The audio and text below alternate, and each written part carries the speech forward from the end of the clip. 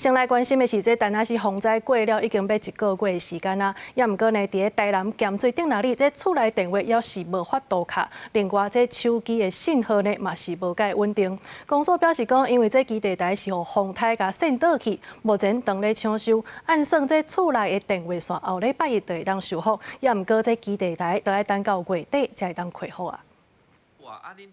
今日台南咸水区顶哪里这个邻家厝内80岁时段摕电话起来，完全卡不出去。但那是风台重创台南已经要1个月啊！即阵伫台南咸水这个里，游玩有真侪住户反映厝内电话拢害去，民众无奈讲上无叫3届来修理。当初电视公司讲是因为台电的关系，不过即阵电已经抢修好势啊，通讯状况游玩无改善，互因生活真无方便。我啲囡仔已经叫4、5通电话啦。 但要求啊，我叫伊甲伊接一个临时啊，我唔啊，我上阮2个头大，万一发生什么代志，变哪联络？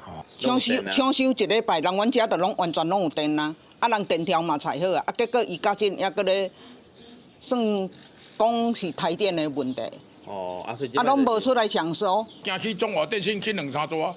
啊，去就讲啊，就叫牌安尼。叫牌的。哎，就惊甲你讲叫牌，安尼咱就无法度啊。拿厝内电话互在地住户白卡白手，居民阁反映手机的电信信号嘛无理想，就算即阵有电信基地台入来，不过也是无介理想，甚至阁强在咧断去。公所回应，附近遮电火条倒50支，另外本城遮的基地台伫咧高野遮瓦顶拿，因为风势大甲吹倒去，目前伊嘛正咧处理。这次风灾真的很严重。 所以已经有点倒下来，然后现在已经把它立好，但是呢，还没有完全把它整个做好，所以可能要到8月的时候，大概这个月的月底，应该会把它整个处理好，所以这个通讯会完全的改善。因为基地台信号需要靠顶哪里的设备转送，造成顶哪附近的通讯拢受影响。中华电信表示，分嘉南地区即阵有2141户厝内电话，764户网络，33站行动基地台拢故障